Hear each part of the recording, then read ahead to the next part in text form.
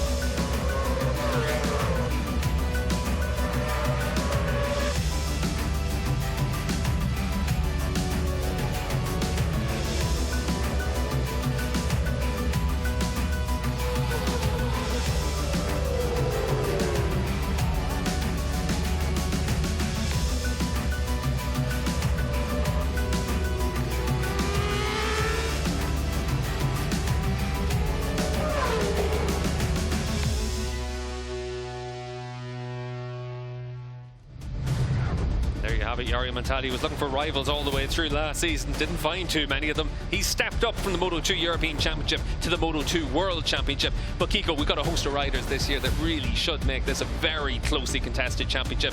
Lukas Tolovic, a lot of experience, and he's going to be on pole position for just the second time in his career. The last time he was on pole was actually here in 2017 at Estoril. So Tolovic clearly liking the track. He started last season off with a podium here, and he's starting this season off with a pole. But Fermin Aldeguer and Alonso Lopez second and third on the grid, Boscoscuro second and third on the grid. They're gonna take it to him, and it's for the first time in Moto2 in about a year. It's not clear cut who the winner's gonna be. Yeah, it's going to be interesting to see who's able to really establish themselves in this field. You can see Lukas Tolovic there making his way to the pole position on the number 3 machine. You mentioned it there, Kiko. We've got Aldeguer and Alonso Lopez on the Boscoscuro bikes. Plenty of experience for them. Let's get the opportunity to look back at yesterday's qualifying and also hear from our pole setter, Lukas Tolovic. It was a really good feeling today with the bike. It was a little bit surprising that we have a dry day today for the qualifying. I was expecting rain. But we had a test for this dry condition and we found a good setup, so the team made an incredible job. I felt really good on the bike, and compared to Quali 1 we saw where we still can improve a little bit the lap time, and we made a time attack just in the last minute and it worked out. So really happy to make the pole position here in Estoril for the first race, and let's see tomorrow for the race.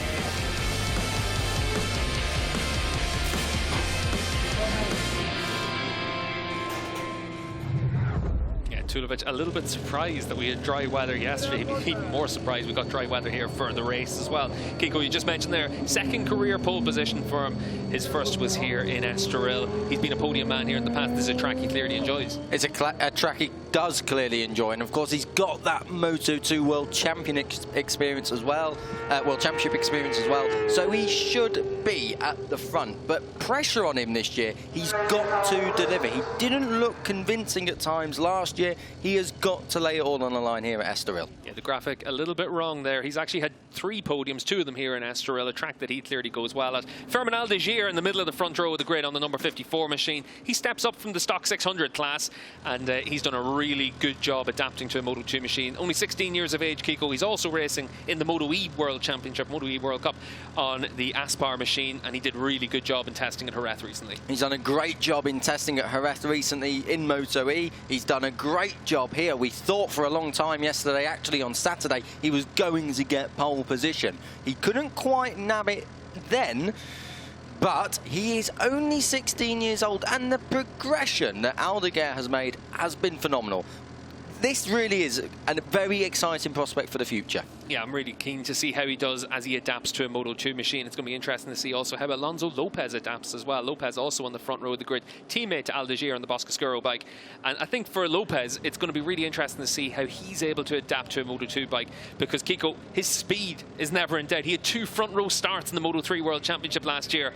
Unfortunately, though, he had a lot of crashes last year, and it's ultimately that's caused the former Moto3 World Championship podium finisher to find his way back into the CEV Championship. Exactly. It was very fast in 2020. 2019 in Moto3, he did take a podium, and he's had 3 wins in this paddock, although that was as well in Moto3. So Alonso Lopez at age 19, the Spaniard, really looking to kind of restart some form of momentum on his path back to the main World Championship. And that's not too difficult in this class. There's certainly harder classes to do it in. Yeah, trying to make your step back to the World Championship is what the likes of Adam Norridin are looking to do as well. Norridin, 50 Grand Prix starts, over 50 Grand Prix starts, so a lot of experience on the world stage. He came back to the CEV Championship a couple of years ago, and he's just been trying to build himself up, but it's a tough task for him as well.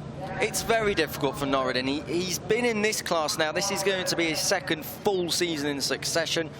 His best finish in 2020 came in Portugal. That was at Portimao, race 1. Likewise for his qualifying, that was 4th, and he's equalled it here this weekend. So he will be looking to be on the podium. That has got to be his aim this season. Yeah, Tiger had it here on the number 23 machine, on 5th on the grid, and has actually had some decent results here in Estoril as well. He had 2 top 8 finishes here last year in the Moto2 class, and Kiko, it's really important for him to be able to start the season strong. If he's able to come away with top 5 finish, I think that's a really good job for the Japanese rider. He's already improved on his best qualifying. That was previously 9th, and last year, when it was his first full season, a best result of 4th on 3 occasions. So like Norridin, aiming for the podium. Will he be able to go from it from the middle of the 2nd row? I'm not so sure. There's some fast lads ahead of him, but we know Harder's got the pace. It's whether he can sustain it throughout the race. Yeah, there's a lot of riders trying to make their moves here in the CEV paddock to get into the World Championship. Pete Brzezowski did make that move last year as well, and Pete Pohl was able to make sure that he was able to get a lot of action in the 2nd half of last year's Moto2 World Championship. He actually did a really good job here last year as well in Estoril. Now he needs to be able to start the season strong. He will be looking to start the season strong. We know he's got some form of pace. We didn't expect him to be quite as high as 6th, though, I think, coming in, considering this grid has the likes, and we'll come to them soon, of Kevin Kubo and the like throughout the rest of the field. So a good, solid job in qualifying. It's whether or not Brzezowski can convert that and challenge around the top 5. This is Kevin Kubo. Yeah, for Kevin Kubo, one of the most exciting riders to watch out there. We were at trackside yesterday and just backs it in all the way into turn 1. Looks spectacular. Wasn't quite as fast as he looked, though. Yeah, sideways isn't always going forward, but word of warning for this race, if you do see him on your screen, do not adjust the TV set. It's just him sideways on through the corners. But 7th on the grid from him. We saw some very strong performances from Kubo last year. He's not been to Estoril, so this is his first chance. Likewise for Andy Verdoya, rookie in this class. Yeah, Andy Verdoya, he's got experience on a super sport bike here last year. He's also a World Championship winner as well, a World Championship super sport race winner last year in Catalonia. I'll finally get it out, Kiko. Exactly. No, the youngest race winner in that class, the previous youngest race winner, Johan Tibero, also came from CEV, and you know, CEV does provide that kind of talent that does go onto the world stage. In the case of Verdoya, he's coming back. Yeah, and certainly in the Moto2 class, you also have it where you're able to use a stock 600 bike. A lot of Yamaha or 6s out here, including for our top stock 600 rider, Alex Erschig, who's able to qualify on the third row of the grid. And here is the number 11 machine. Really impressive performance, Kiko, on a stock 6 bike to be able to get yourself up into the top 10. Very, very impressive indeed. Escriga's been in the Red Bull Rookies before. Not been too convincing. He took a pole and a podium at the Red Bull Ring and the podium at Aragon. But 5 races in the CIV Moto3, only a best of 5th, 10th overall in the standings. You're not looking at that criteria as to be standout, but top stock 600 runner, 9th overall, very, very impressive. Yeah, if you're able to do a good job in the stock 600 class, it does open up opportunities. Aldeguer last year, and also Alex Toledo, who's 10th on the grid, both of them able to come through on the stock 600 bikes last year. And in fairness to Toledo, he had some miraculous rides last year on that R6. Really impressive, very deserving of stepping onto a Moto2 machine. We saw him have some spectacular rides and battles last year, mainly in Valencia, when he and Aldeguer decided to have a little bit of a contretemps, but 8th overall in the standings in 2020.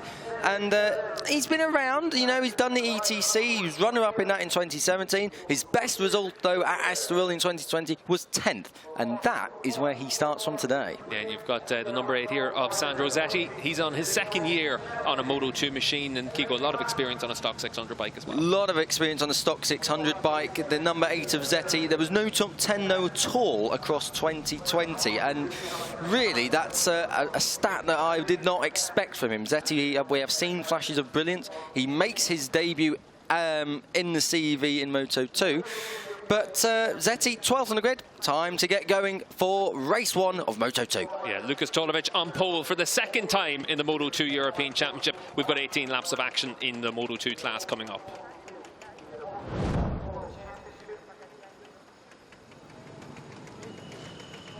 Steve English and Kiko Giles here in Estoril to guide you through the action from the opening race of the Moto2 European Championship. Yesterday, Lukas Tolovic was able to claim his 2nd career pole position, but the German is going to be hunted in this race, with Moto2 rookies Fermin Aldeguer and Alonso Lopez having impressed in the qualifying session. Lopez comes into the Moto2 class, having been relatively successful in the Moto3 World Championship, a podium finisher, front row starts, and he'll be expected to be a big contender all the way through this season. Kiko, what are we expecting in Moto2 this year? We are expecting a much closer battle at the front of the field. Lukas Tolovic, we know he goes well at Estoril, as we've said, but Fermin Aldeguer and Alonso Lopez, both on those Boscoscuros, they were previously speed-ups. This is the first time, really, we've seen that bike, that team, with 2 riders challenge at the front. On top of that, Adam Norridin, Tiger Harder, Kenneth Kubo, Andy Verdoya, the rookie. And of course, there will be times where the likes of Xavi Cardelus, Dimaseki Ritama, and Sam Wilford, for the British fans out there, will all challenge inside that top 10. We've got an 18-lap race now for the Moto2 class, just waiting to start their sighting lap. We've got Tolovic on pole position, Aldeguer and Lopez on the front row of the grid. We also have a subclass in the Moto2 European Championship. We've got a stock 600 class, and inside the top 10, keep an eye on the number 11 machine of Alex Erschig. He's been able to qualify really well, and quite a bit up on some of the other riders in the stock 600 class. Quite interesting as well, Kiko, we've got a few last-minute additions, including the likes of Mika Perez, the former title contender in the Supersport 300 World Championship, and a race winner in that class as well. He's racing here on a stock 600 for the first time. See the field now making their way a little bit gingerly down through turn 1. Conditions very different to what they had this morning in the warm-up session, and we saw, Kiko, during the course of the European Talent Cup that it is a little bit tricky in a few places. We saw a few crashes. Yeah, a few crashes. This is obviously the first race of the season. There's a lot of pressure on these riders. The track temperature has really come up. It's up 7 degrees from what it was earlier on for the ETC. It's now at around 25 degrees centigrade. Air temp at 20. It's only climbed a little bit. Lots of cloud cover. It's very humid out there, actually. But this track, technical, offline, damp, track limits, always a key in Moto2, Moto3 and ETC. Not so much for Moto2, it's all a little bit more relaxed for them. They do acknowledge the track does end at some point. We've got a few spots on that camera as well, so maybe the rain is starting to come in. Just looking outside our commentary box window, there are a few darker clouds now than there had been, but hopefully that's able to stay away. And Kiko, that's going to be a real challenge for these riders to deal with all the way through. In the Moto2 class, of course, we do have all these riders, they're on the older Moto2 machines, still with the Honda CBR 600 engine. So this is the types of bikes we had up until we saw the change at the World Championship level to the Triumph Triple. But certainly with this bike, it's all about trying to make sure you're able to get that bike stopped. We see a lot of riders backing it in all the way through into some of the heavy braking zones here in Estoril. You can make this bike plenty wide on the entry of corners. You really can, and that's the great thing. These bikes are very big bikes, and you can park it on the apex, you can do good block passes, you can make great moves. It's all very similar, obviously. It's a one-make class, say, for Moto2, so the performance differential is only between the chassis, like the Calyx and the Boscoscuro. The interesting thing for us, Steve, is that both of them bikes are on the front row, so we should see a very, very interesting battle in this first race, this 18-lapper, the first of two in Moto2, Tulovic on pole. Yeah, we've always seen the Calyx as pretty much the dominant chassis in the Moto2 Championships, but the speed-up bike is the one that won last season. That's the Boscoscuro bike this season. Last year's champion, Jari Montella, he's been replaced by Aldeguer, and Alonso Lopez joins as well from the Moto3 World Championship. Those are the two riders to keep an eye on. The number 21 there of Alonso Lopez, certainly a rider to watch. He's been fast all the way through this weekend. Starts on the front row of the grid alongside Fermin Aldeguer and Lucas Tulovic. We now wait for the start of 18 laps of Moto2 action. And the red lights are on. Tulovic on pole position. A little bit of a jump start potentially there from the 54 Fermin Aldeguer. We'll wait and see whether or not that got picked up or if he timed it just to perfection on the run down in towards turn one, though. It's Hada that's made a great start from the second row of the grid. Aldeguer trying to force his way down there as well. And Aldeguer maybe just losing out a spot there into third spot. But a great start from Hada. Tiger Hada from fifth on the grid. He's up to first already. He's put a bit of time in between himself and Tulovic. Tulovic didn't get a bad start. He just didn't make the best start. He's in second though. Lots of spots on the camera lens at turn 3. Please, everyone, keep it upright. Hada leads on the 23. The number 3 is Tulovic. Third place, Alonso Lopez, a rookie. Then fourth is Norridin. He's held position. And fifth place, if I'm looking correctly, is, I know it's 54 in third, that's Aldeguer, and the 21 of Lopez is in fifth place. Sixth is Bushakiski as Tulovic hits the front. Yeah, Tulovic on the number 3 machine runs in a little bit hot, able to get that bike stopped though, and Tulovic, our pole sitter, able to retake the race lead. We've seen those spots of rain out there. It's definitely going to be something we're going to have to keep an eye on, even on our commentary box window. We don't have any spots of rain here yet, so only a few around this circuit right now, but that's a big challenge for the riders. You can see there for Hada on the 23, able to take the lead from Tulovic. Already we've seen a few lead changes during this race. Is Tulovic going to try and answer back into the chicane? If there's spots of rain, you don't want to try and make that move into the chicane right now. You want to build yourself up through this race. Make sure you're able to get that bike and the tyres up to temperature and then start to push on. You can see there the 54 of Fermin Aldeguer. He's done a good job to be able to hold on to that third spot, but it's going to be interesting to see whether or not he did jump the start, because Kiko, it looked like he made a move a little bit earlier. He was definitely moving, Steve. He was definitely moving, but did he move to perfection? His teammate's just gone up to fourth, picked the pocket of Adam Norridin, who's out on the green. And you can see Tulovic there now just weaving in behind Hada. They're coming close as they move on to that start-finish straight. Hada, though, this is as good as we've seen from him. And the man that's qualified in the middle of the second row has done a good job in the opening lap. But look at Fermin Aldeguer sliding that 54 all the way into turn 1. Does a really good job to get that bike stopped. But has Tiger Hada been able to get that bike down the inside? Good riding there from Hada. Not panicking out there, Kiko. Great stuff from Hada. Even better stuff from Aldeguer, though. He was leading momentarily in his first race on the Moto2 bike. Third place, Alonso Lopez has gone up to Tulovic's position there. Tulovic back down to fourth. It's all very, very close. I feel like the rain, there's them spots he's playing. Mental rain is what it's called. They're not pushing 100% at the moment in them braking areas. They're just a little bit tentative, and that's holding the pack together. Aldeguer trying to attack down in towards the hairpin as well. Good move from Aldeguer to be able to do that. You can see Tulovic trying to make sure he's able to hold on to third spot. Alonso Lopez, though, he comes from Moto3. He's not afraid of trying to carry corner speed all the way around the outside on the number 21 machine. And now he gives the inside line to Tulovic, and Lopez able to take that third spot. That is really good riding from the Moto2 rookie. You can see there the flags are out, and that'll be potentially just to say that there's a few spots of rain out there as well. You can see for Lopez down the inside as well. We've got a Boscoscuro 1-2 with Fermin Aldeguer leading the way in the number 54, and then the number 23 of Tiger Hada. We've just got a notification as well that Aldeguer didn't jump the start, so he timed that to perfection on the 54, and the two Boscoscuro bikes have found their way to the front of the field. It's Aldeguer versus Lopez. We said this yesterday, Steve, when we was looking on from trackside, that the Boscoscuros looked good over race distance, and we did say Tulovic has got to prove to us that he can hold in there on the race distance. At the moment, Aldeguer is clearing up. We've got a black flag for number 20. that. Number 20 is Dimas Eki Pratama on the Calyx machine, so he's one of the Moto2 riders. He's been given a black flag. You can see there down in towards turn 1. It looked like Tulovic was able to make that move on Hada. Right now, though, it is Alonso Lopez that's been the man that's been making the moves. Last time around, Aldeguer was faster overall, but in that final sector, we saw Lopez pull back quite a bit of time as well. Lopez on the 21.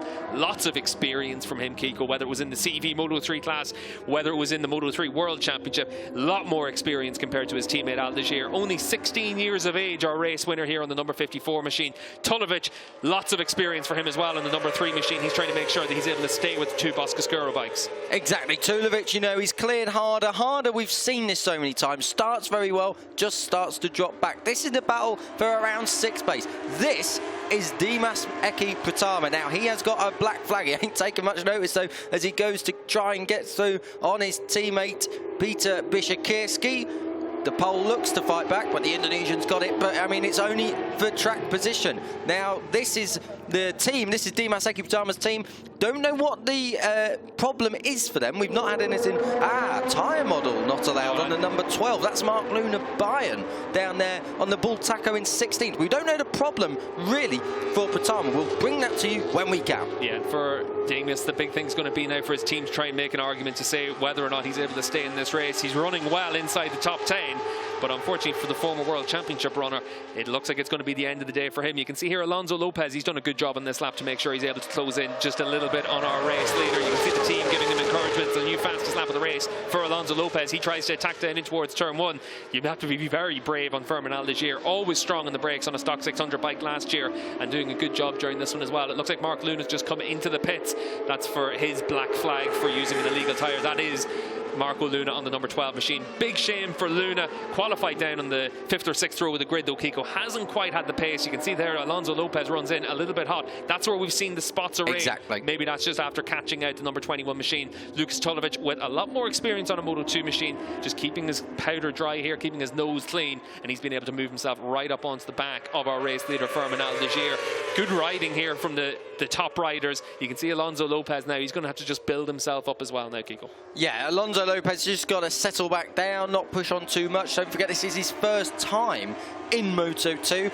There are spots of rain out there. They're not staying off the curbs just yet, or the white lines, but you could do without being on them too much, because you don't know, especially with the leading group, they're the first to arrive at each corner, and then before you know it, it could be all over because you didn't have any reference point as to how wet it could be out there. Yeah, you can see there for the number 21 of Alonso Lopez, fastest lap last time, a 41.5. The pole position for today's race was a 40.7, but that was with Tulovic with a massive margin over the rest of the field. So right now the pace is actually right where it should be. So the spots of rain aren't affecting the grip right now, but all it takes is a little bit more rain and suddenly it's all the riders going to be thinking about. You've got to make sure you're careful in these early stages. It's an 18-lap race. Quite a long race for the Moto2 riders here. And you can see it's already starting to stretch out. You can see Aldeguer on the 54. Tulovic now under attack from Lopez, who's going to try and just make sure he's able to take that inside line. Gets that bike stopped and parks it on the corner there. Tulovic is going to have to try and attack back on the run down in towards the next right-hander. Really, really good riding there from Lopez to be able to hold him off. This is where Lopez made his mistake last time around. You can see the spots of rain on the camera. Not too many more compared to previous laps, but for Alonso Lopez, he's a little bit wide through that section, and Tulovic able to close up a little bit on him as well. But certainly right now at the early stages of this race, do you want to be leading, Kiko, or do you want to make sure you've got a marker in front of you? I wouldn't want to be leading at the moment. Spots of rain then on the camera at turn 5, so that's not too far away from turn 3 in actual the geographical location of the track as we look at it.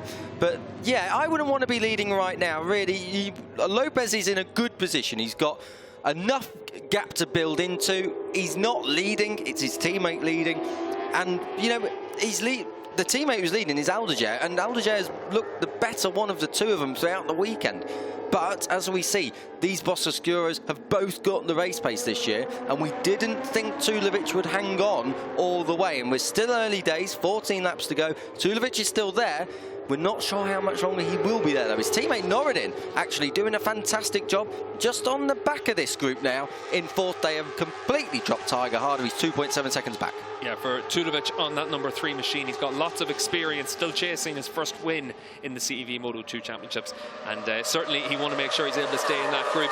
He has actually had decent enough pace all the way through this weekend. The big difference has been, though, the speed-ups, the Boscoscuro bikes, have just had that little bit of an edge in terms of their consistency. But Tulovic, with that pole position yesterday, was by over half a second. So he's shown he's got that turn of speed that the other riders just haven't had up to this point during the course of the race weekend. So don't underestimate Tulovic on that number 3 machine, because he wants to make sure he's able to establish himself during the course of this race as well, Kiko. You can see here for Alonso Lopez on the 21, just matching what his teammates doing. Fermin Aldeguer through that first sector with his fastest first sector of the race. So conditions out there might be those spots of rain, but it's not too bad. This is a replay of the race start. Fermin Aldeguer on the 54 must have timed it absolutely to perfection. And on the run down in towards turn 1, look at Taiga Hada there on the 23, sweeps across the field. Nice aggressive move from the second row of the grid, and Tulovic just tries to sweep around the outside into turn 1. Here in Estoril, Kiko, turn 1's quite an interesting corner because there are a few different lines you can take. You can really park a bike down the inside, and as we get towards the business end of this race, that's certainly what we're going to start to see. Exactly. You can take the long sweeping line in, or you can park the bike on the inside. It's whatever suits that situation at the time. The faster way is to sweep in, but obviously on the first lap and on the first couple of laps, you do want track position. Leading at the moment, Aldeguer, looking good. Half a second over his teammate Alonso Lopez.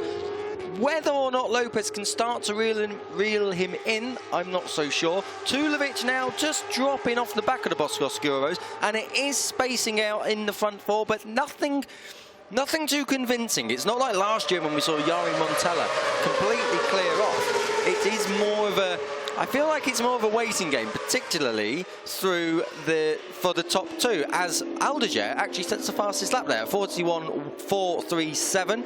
Not bad. That's a 10th quicker than Lopez's fastest lap just a few laps ago. Yeah, picks up a 10th of a second on Lopez as well. Tulovic lost about a quarter of a second to the race leader now as well. So this is where you really do need to dig deep if you're Lucas Tulovic, because the big thing as well is you've got to make sure that at 2/3 race distance you're where you want to be, just in case that shower starts to come in and we get a red flag. So certainly for these riders at the front of the field, that's something that they're going to have to think about as well. 18 laps here in the Moto2 class. It is a long race, and Estoril has had a history in the past, even for the Moto2 machines, of really being a tough race to manage that pace all the way through. That's why the Boscoscuro bikes all the way through practice were so impressive. That's why they have been so impressive all weekend, really. I mean, they lost out on pole position from Tulovic, who pulled the lap of his life out of the trunk, really. This is the battle for 5th place. As you can see, Hada has slipped back towards Kubo. Kubo has been not disappointing, but quiet. And all moment for in 7th place, that would have been Dimas Eki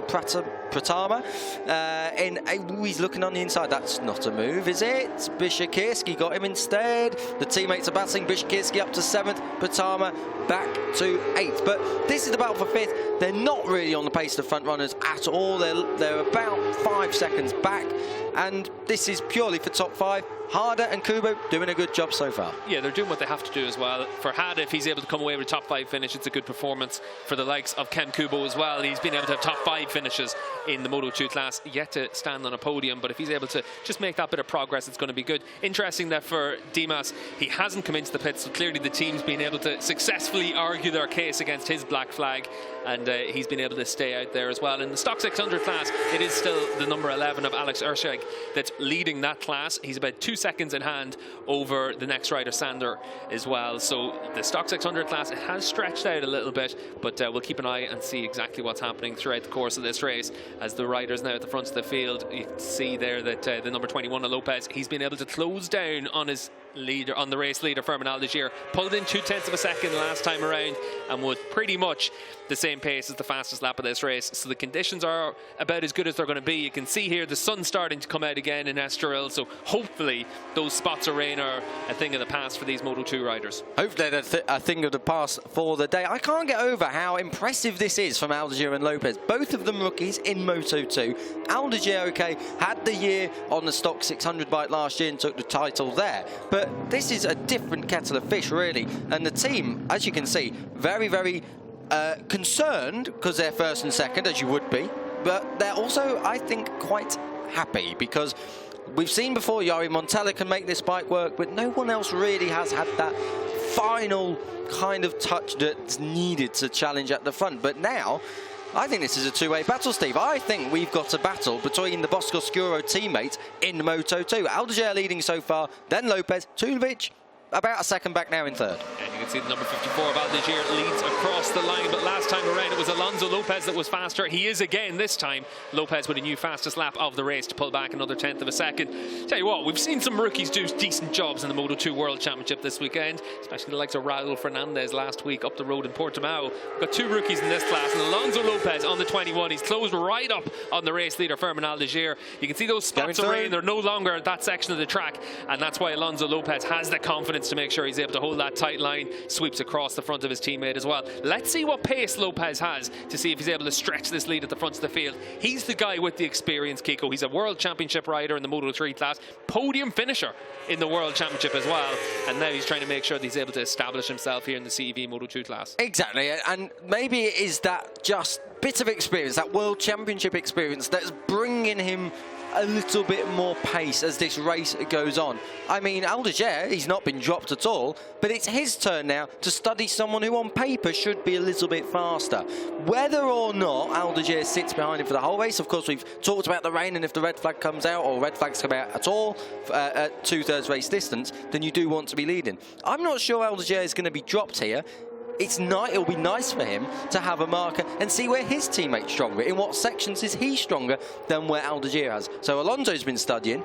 Let's have a look what Fermin can do. Yeah, and for Aldeguer, it's all about trying to make sure he's able to keep his teammate honest. You want to make sure you're able to stay within that half second or a second of the race leader, just to make sure that when Alonso Lopez looks at his pit board, he keeps getting that message that he's under pressure. We just saw Minozzi come into the pits as well. He's in the stock 600 class. Look, he's come into the pits just to retire from this race. Front of the field, though, Alonso Lopez, last time around he picked up another 4/10 of a second, but it was Lucas Tulovic that was the fastest rider out there, new fastest lap of the race for the number 3 machine, and that's why he's been able to close right up here. He pulled in half a second on the race leader. He knows that he needs to make his move on Fermin Aldeguer, otherwise Alonso Lopez could be beaten and gone. So Tulovic on the number 3 machine, he's got to try and make a move as quickly as possible, Kiko, as we move into the final third of this race. Lopez wide there at turn 3. He's been a little bit wide though. I'm not sure, I don't think he's been that wide, but he does take a wide line anyway. But interestingly, Tulovic, we saw it in qualifying, he's able to pull out a very, very fast lap from nowhere, and he's done that. He's got himself right back on. He was a whole second faster than Aldeguer last time around. So very, very impressive stuff from Tulovic. Whether or not he's sandbagging and whether or not he's now pushing on as the race comes to him in the second half, we're in 50% race distance now. Lopez, Aldeguer, Tulovic. It's going to be one of these three, barring acts of God, of course. Yeah, well, we could easily have that in the CEV Championship. We've seen it at different times in the past. We actually saw it in the European Talent Cup as well, just how easy it is to get involved in someone else's accident, and that can certainly be something that could befall any of these riders. Adam Van Orden doing a good job to hold on to that 4th position. He's probably about 2 seconds back from this leading group, but for Van Orden, the goal for him this year, make sure he's able to stand on the podium, make sure he's consistent all the way through the season. Decent start for the Malaysian rider, something to build on for this afternoon's race as well. But certainly it's a little bit of a lonely race for Van Orden, because he's got about 5 seconds in hand over Hada, Kuba, and then the battling teammates as well. But you can see here for Alonso Lopez as he comes across the line, his first lap in clear air, and it's pretty much the exact same pace between the top 3 riders. So for Alonso Lopez, he needs to make sure that he's just able to just keep chipping away at this and seeing what he can do as we move into the second half of the race here in Estoril. And certainly for Alonso Lopez, he's adapted really well to coming back into the CEV Championship. It can be tough for riders to come from the World Championship back into the European Championships, and you can see there for Lopez, it looks like he ran very wide this time through turn 3. We'll see what happens whenever we get back to the race leaders, but looks like he ran in very deep into that corner. There's the 25 of Andy Verdoya as well. He's chasing down the stock 600 leader, Alex Erschrig, who's leading that class. He's got round about 3 seconds in hand over the next stock 600 rider. Doing a good job, Kiko, to be able to hold off a Moto2 class bike as well. Yeah, he's doing a very, very good job. Skrieg, we know he's got the experience from the MotoGP paddock and Red Bull rookies. but Verdoya likewise has experience in World Super Sport, and he's a race winner there. So impressive stuff. Aldeguer is leading. Look at this. Wow. Maybe that was the mistake that Alonso Lopez made down at turn 3 that's allowed him. Look at Tulovic. He's going to go through on the brakes, is he? No, just a bit of a dress rehearsal there at the chicane. Yeah, Alonso Lopez able to hold on to that second spot. Aldeguer answers back to take the lead. We saw that Lopez ran wide. It looks like he might have been able to hold on to that just on the basis of the timing screens, but then that would have put him under pressure coming through the next couple of corners. But certainly right now, the Boscoscuro teammate, they're putting on a little bit of a display here. As you said earlier on, Kiko, it's been a long time since we saw the speed-ups able to have two very competitive bikes at the front of the field. You're probably going back 3 or 4 years when we had the likes of Montella and also Marcon on the bike, but nothing like this where we've been able to see them both leading the race, battling it out there at the front of the field. Alonso Lopez trying to just half-wheel his teammate on the run down in towards turn 1. You want to make sure that you're able to make him aware that you're there, but for Alonso Lopez right now, nothing to worry about as we move in towards the final third of this race. But Lukas Tulovic doing a good job there to be able to just keep that watching brief in third position. He hasn't really tried to make a move. We saw him into the chicane last time around. He was able to carry the speed into there, didn't really try and make the move, but he was able to make sure that Alonso Lopez knew he was there. Exactly, and it's all about, for Tulovic, it's just waiting, letting these Boscoscuro bikes play with each other, you know, let them knock spots of each other, run each other wide. Tulovic is not wasting any of that kind of time. He's not getting involved. He's sat back waiting to see if he can pick up any pieces. Oh, is that Zetti? It is. That's Sandro Zetti that's crashed out of this race, and the guy with plenty of stock 600 experience into his second season on a Moto2 machine, he crashes out of this race, but he's going to be back in action in a few hours time, starting from 11th position in race 2 as well, so we'll wait and see what he can do during that race. But at the front of the field, you can see it's still Aldeguer, and on this lap he's been able to do a good job to just pull out a couple of tenths of a second. We've got a back marker in front of us as well. That's Kiko Marina as well on his Yamaha R6, the stock 600 bike. They should be able to clear him pretty easily on the run down that start-finish straight. But for Fermin Aldeguer, former stock 600 rider, very different now for him on a Moto2 machine. But it should be relatively easy to clear. Oh, Kiko just on that inside, and doesn't affect the race leaders. That's good riding from the back marker. He's actually coming into the pits now as well. And Aldeguer continues to lead across the line. You can see down into the Boscoscuro pit box there, and they'll be a little bit nervous now. They're used to success in this class, obviously, with Jari Montella last season, but suddenly they got two riders. That looked like Tulovic just ran in a little bit hot into turn 1. You can run hot into turn 1 and collect it without losing too much time, but for Tulovic, he doesn't want to make mistakes like that and put himself under too much pressure. Down in towards turn 3 here, you can see Lopez, he's got a little bit more speed through that section compared to the race leader Fermin Aldeguer. Two different lines, two different approaches through there. It's all about trying to make sure you're able to hook up all the way through this lap though, Kiko, because you want to make sure the exit of turn 4 is strong, because that leads you then to try and make a move into turn 6, the hairpin coming up. Yeah, you've got turn 5, the king, that's flat on one of these Moto2 bikes, but turn 6, the braking area, and that mistake from Tulovic has just taken him out of contention a little bit. A bit wide there from Aldeguer, a bit too wide, I think, from the race leader. Lopez is there, didn't make any real big inroads, but with 6 laps to go, 5.5 laps to go, you now get the feeling with that mistake from Tulovic. Oh, that's Tulovic, a big mistake. Big high side for Tulovic. He lost half a second in his mistake at the start of this race. He's lost 16 points with his mistake now, and you can see he's questioning what happened. Unfortunately for Tulovic, quite possibly he was just trying to close up on those race leaders. This is the section of the track where last time around he was actually very strong and able to get right up towards the Boscoscuro bikes, and just pushes that little bit too hard. And unfortunately, out of the race, our pole sitter Tulovic. Yeah, we just come to that a little bit late. He's on the power very, very early. He's pushing on. He lost time at turn 1. He's lost the rear there, and he's lost 16 points altogether, as you say, Steve. He's on his feet, though. 5.6 for start day. He's straight on his feet, trying to get back on that Kalex bike. The good thing for the team, on the other side, is Adam Norridin's now come in. But now it is a two-way scrap. It is between the Boscoscuros. With 5 to go, it's 54 versus 21. It is Fermin Aldeguer against Alonso Lopez. Yeah, and the two Boscoscuro bikes at the front of the field. Adam Norridin on that provisional provisional podium right now as well. Kem Kubo inside the top 4 as well. Taiga Hada, he's lost a little bit of ground just to fall down to 6th spot behind Bier Sikowski.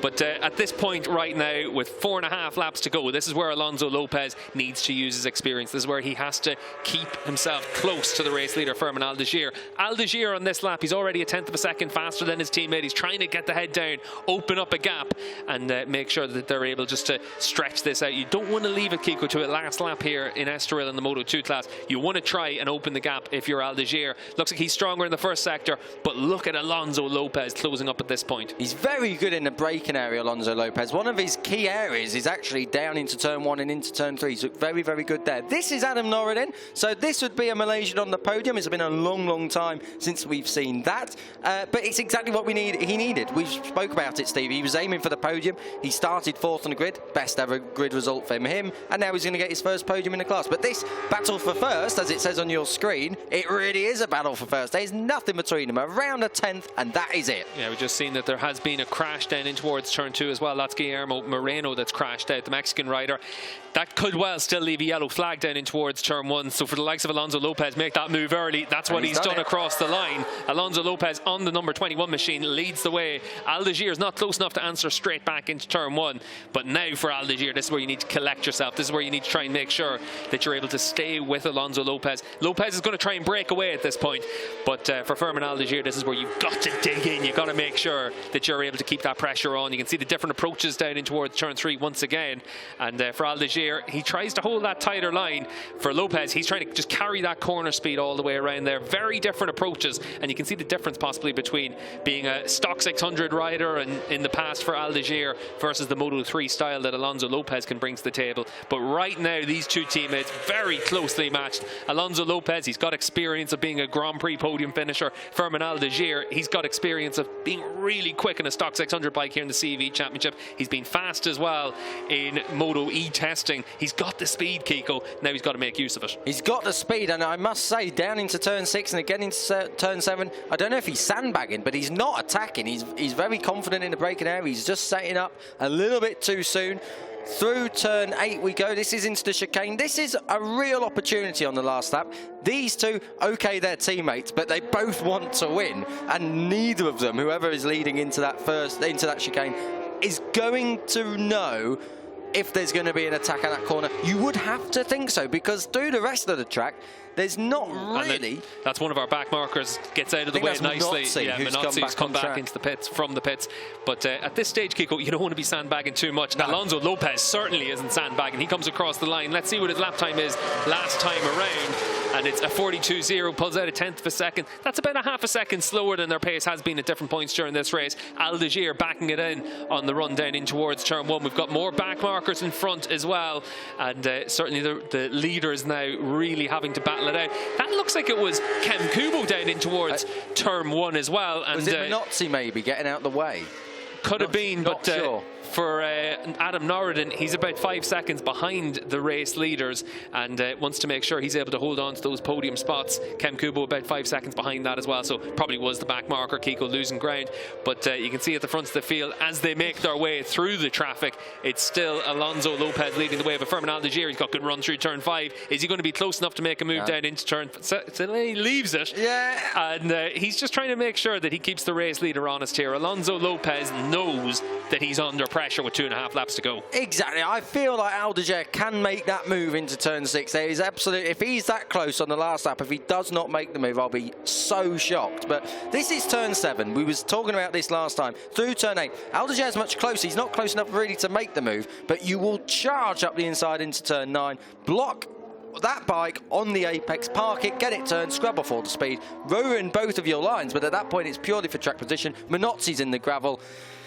Oh, so unlucky for Minotzi. He's coming into the championship for the first time, but it has been a bit of a weekend to forget. We've seen him run off so many times, down at turn 1 as well, while we've been watching, Steve. But back at the front where it really counts, these two are going at it hammer and tongs. It's Alonso Lopez versus that Fermin Aldeguer. Will Aldeguer be able to draft past by the line? No, but he could well get him down into turn 1. Yeah, Aldeguer on the outside on the 54, not close enough to try and make a move there on Alonso Lopez, but just close enough to be able to to try and make sure he's able to keep his teammate honest as well. You can see here that that is Adam Norridon up there in 3rd spot. It's a back marker in front of one of the Stock 600 riders. This is the battle then for 4th position. You've got Kubo at the front of it, and you've got Dimas Eki at the back of this group as well on the number 20 machine. Taiga Hada in the middle of it. And these guys really are battling. Our cameraman a little bit excited there. Yeah, he's eye-sided as well. And you can see Kem Kubo though on the number 9 machine out in front of this. He's got about 5 seconds in front of him of clear track, so he's just got to keep his head down, try and make sure he's able to come away here with a 4th position. He had a few top 5 finishes last year, missed the first rounds of the year, but was actually quite competitive all the way through the season as well. You can see here at the front of the field though, it is still Lopez leading the way. Runs in a little bit deep, but he's able to use that then just to square it off as well. Lopez through this section of the track is actually quite fast through the next couple of corners, and that's what's going to be a big advantage for him to make sure he's able to hold off Aldeguer into the chicane. You get the feeling Aldeguer, from this point onwards, is not going to be close enough to make a move because Lopez is just faster. Into turn 6 is probably the best opportunity he's got. He's close here. He's a lot closer now. This is about trying to make sure you're able to make a good run through the last corner. Use the slipstream to try and attack into turn 1 on the final lap of the race. And right now for Alonso Lopez, he's trying to get that head down. He's trying to open the gap. But for Fermin Aldeguer, he's doing a really good job to be able to stick with his teammate. They're about to start the final lap of the race. It's all about trying to make sure he's close enough to be aggressive into turn 1. Is Alonso Lopez going to take a defensive line into turn 1 though? And for Lopez, he's kept himself all the way to that right-hand side of the track. He hasn't given his teammate an option to make the move. Now for Aldeguer in the 54, it's all about turn 6. The thing there is, yes, Aldeguer was closer, but he didn't get him over the line. He didn't get him at all. That we know Alonso Lopez is very, very good on the exit of corners and down that front straight, and that's where it's so crucial now. We're on the last lap. This turn 3 is where Lopez has been a bit wide. Better that time. Turn 4 next. Crucial corner. You've got to get the run out of there through turn 5. And Aldeguer has looked good at turn 6. It's whether or not he's going to be able to do it. Here we go now. For Aldeguer, it's all about the exit from turn 4. Try and get through this sweeping right-hander and be close enough to try and be aggressive down into 6. He is close enough. Alonso Lopez is going to have to defend it, but he's got no chance as well. You can see the 54 of Aldeguer able to make that move. Lopez runs in wide. That's the race 1 now as well. So Fermin Aldeguer just needs to make sure he's able to get through the second half of this lap. He's done a great job to make that move. Set it up really well through turn 4. He really did, and we've seen it though. The last 4 or 5 laps at turn 6 was the point where Aldeguer could make that move. The front end on Alonso Lopez's bike went for a proper walk there off track. He was so lucky to keep it on. But Aldeguer, what about this for a story? The Stock 600 champion in his first Moto2 race, barring mistakes in the last 2 or 3 corners, is gonna take a victory. Yeah, Aldeguer in the mid-sector of this lap set the fastest time overall. He made sure that he was in a position to attack his teammate Alonso Lopez. He made sure he was in a position to force a mistake as well once he made that move. Fermin Aldeguer on the Boscoscuro bike steps up from the Stock 600 class from last season to win on his Moto2 European Championship debut. Stunning success, a 1-2 for the Boscoscuro team. Alonso Lopez, he's back in Moto2 action after being in the Moto3 World Championship. Does really well on his debut. Adam Norridon able to pick up that podium. Kem Kubo able to come away with a top 5 finish. Keep it. That's not a bad start to the Moto2 European Championship. What about that? I mean, unbelievable. Fermin Aldeguer, 16 years old, straight up from the Stock 600 class as champion, straight into victory. Seamless. Unbelievable. We have got a proper talent on our hands here, Steve. And we're really to celebrate. Race 2, that's whetted the appetite. Yeah, I'll tell you what, I can't wait for race 2 now in the Moto2 class. We haven't been saying that too often over the last few years with the way Jari Montella was able to dominate it. But this battle all the way through the race between the 2 Boscoscuro teammates really was impressive. We also had our pole sitter, Lukas Tolovic, in the scrap as well before he crashed out in the latter stages of the race. But for Fermin Aldeguer, he went to Jerez for the Moto E test and surprised everyone with his speed. He's only 16 years of age, raced a Stock 600 Yamaha last year, did a really good job up against Alex Toledo in the subclass, and now jumps onto a Moto2 bike, immediately impresses. He's up against a much more experienced rider, Alonso Lopez. Lopez, of course, making his Moto2 debut as well, but Alonso Lopez just got a little bit outfoxed there by Aldeguer, who did a really solid job in that last lap and made sure that he was in a position to attack, made sure he was in a position to win this race, and made sure that his teammate Alonso Lopez had no real choice in the matter as well. Very impressive from Aldeguer, and I'm looking forward to seeing how he does in the Moto E World Cup as well through the course of this season, because if he's able to adapt to that bike as well as he has a Moto2 bike, he's going to be able to spring some surprises. for Aldeguer. He came up through the European Talent Cup. We've already seen that class in action earlier on this morning, and he's the latest rider that's made an impact in some of the other classes here in the CEV paddock from the European Talent Cup. But to pick up your first Moto2 win, that's really special for the number 54 machine, and certainly with Aldeguer, he's going to enjoy this one. He's going to remember this one for a long time. Comes from down in Murcia in southern Spain, and he's had good results here in Estoril in the past. If you look back to his European Talent Cup days, he was able to have 2 top 5 finishes. Last season on the stock 600 bike, he was able to come away with 2 top 10 finishes, and that was the start of his campaign that went on to be really successful in his battle with Alex Toledo throughout the season. A 1-2 for the Boscoscuro team, and I think that's the first time we've seen that in the Moto2 European Championship. Really impressive for that team. Starts the season really strong after last year where they won it with Jari Montella. All of these riders, Alonso Lopez that finished second, Fermin Aldeguer that's won this race, they'll know that if they do a good enough job on the Boscoscuro bike this season, they could well get an opportunity to be in the World Championship next season as well. At the flag, the gap was just under 1.5 seconds, and it was Aldeguer that was able to set the pace on that final lap. Really impressive to be able to manage the race throughout. You can see there the teammates congratulating each other, and certainly for Alonso Lopez, he's going to feel that he's now got a little bit of work to do for race 2 this afternoon, but plenty confident in what he was able to do as well. This is Alex Eschrig, who won the stock 600 class. He comes into Parc Fermé as well. At the end of the race, he was around about 4 seconds clear of Santa Cruz, who was in second position in the stock 600 class. Kevin Orr just able to come away in third in the stock 600 class. Narrowly missed out on overall points as well. The German rider only a second off Ishizuka in that final points paying position. This is Adam Norden, his first career podium in the European Championship, and for the man that's got plenty of Grand Prix experience, well over 50 World Championship starts, this is a real key moment as well. Obviously able to capitalise on the crash for his teammate, but he was there or thereabouts all the way through. And if you think back to last season's form for Norden, this is very different as well. He had a top 5 finish in Portimao, but overall he was mostly a top 10 runner rather than a podium contender. He needs to make sure he's able to build on that all the way through this afternoon's races. This is Fermin Aldeguer crossing the line, and the gap, as you can see there, 1.5 seconds by the end. Really impressive from Aldeguer. Alonso's going to be happy with that 20 points as well. And at 2:45, we'll be back for the Moto2 Championship. A 3 o'clock race start for these guys for the final race of the day.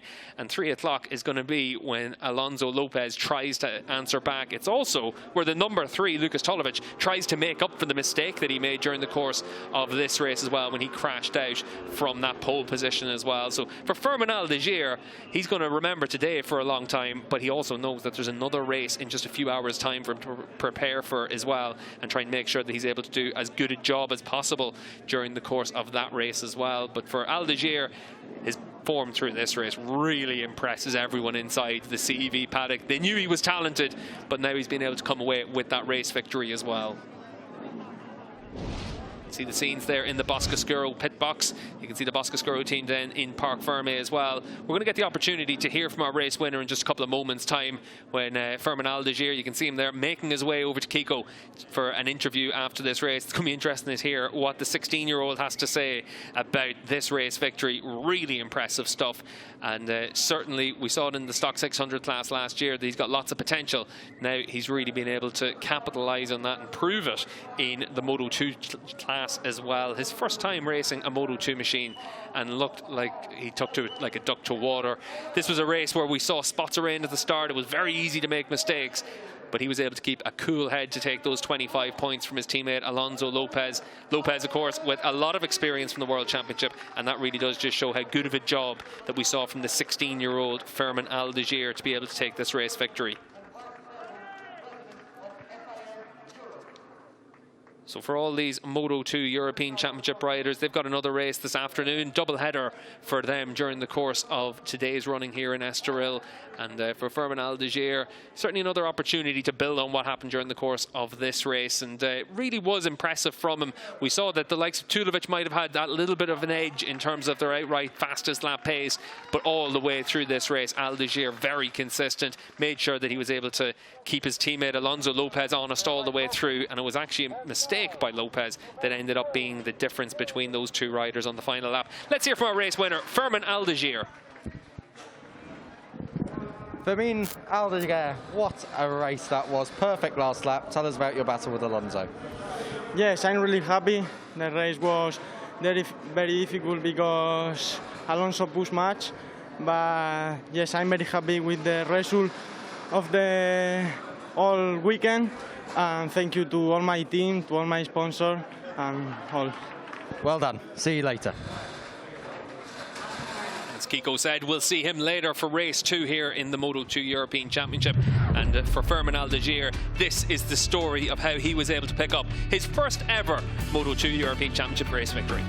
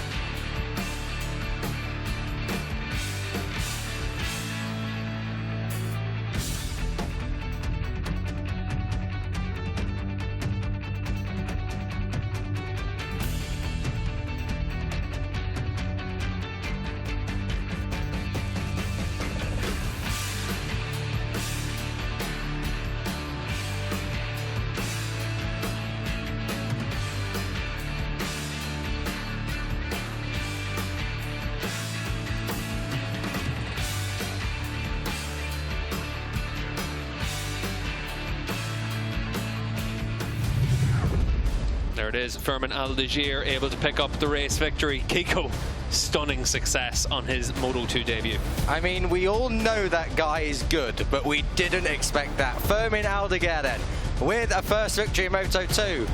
Alonso Lopez, his teammate, second at Boscoscuro 1-2. Who would have thought that? Adam Norridin, first podium for him. Kenneth Kubo matching his best position, previous of fourth. And Peter Bishakirski, really impressive stuff there in fifth. Tiger Harder, Dimas Eki Patama, Sam Wilford and Xavi Cardelus there rounding out the top 9. Andy Bedoya top 10 on his debut. Mattia Ratto there in 11th. Alex Toledo, the runner-up from stock, 600 in 12th. Alex Ascreek top 600 this year in 13th. Sander Cruz there in 14th. And Takeshi Ishizuka, the last point scorer overall. But what a performance there from the Moto2 race. We can't be saying that too many times before, but this has genuinely got an essence of excitement about it this year. It's a Boscoscuro 1-2. This is the podium here. If you're just joining us, a fantastic Moto2 race here in the CEV FIM Repsol Championship. Adam Norridin, a first podium for the Malaysian there in third. Second place. And unfortunate for Alonso Lopez, but a strong debut known for him. And then on top of the podium, it is that man, the race winner, Fermin Aldeguer. Who would have thought that coming in? What a talent he is at just 16 years old. He has got a very bright future ahead of him. Second place there, trophy going to his teammate Alonso Lopez. And then it will go to Fermin Aldeguer. Unbelievable from the 16-year-old Spaniard. And, well, Steve, it's going to be a fantastic year. That's just the start, that is for certain. Yeah, you can't wait for race 2 in just a few hours' time. But let's hear our national anthem for our race winner, Fermin Aldeguer.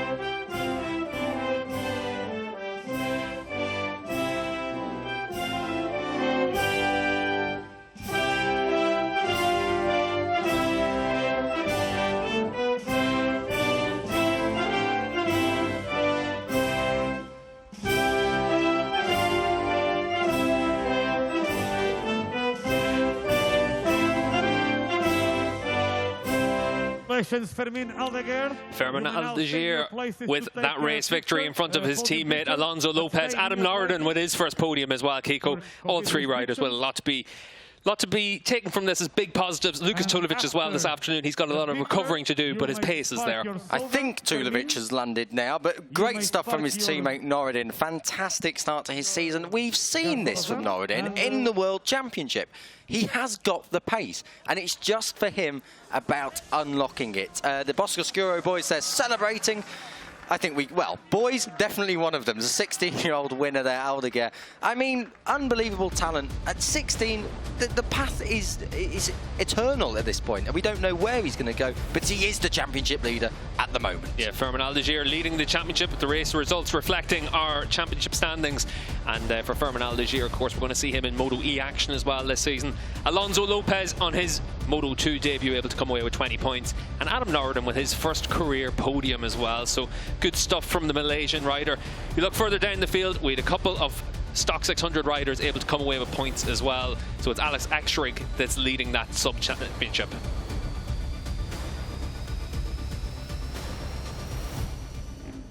But for Fermin Aldeguer, he's got a couple of hours until he's back in action. And certainly the championship leader, the man that's won this race, he's going to feel that he's got a real opportunity, Kiko. He absolutely is. This is the Stock 600 podium. Alex Ekstrig there on top ahead of Santa Cruz.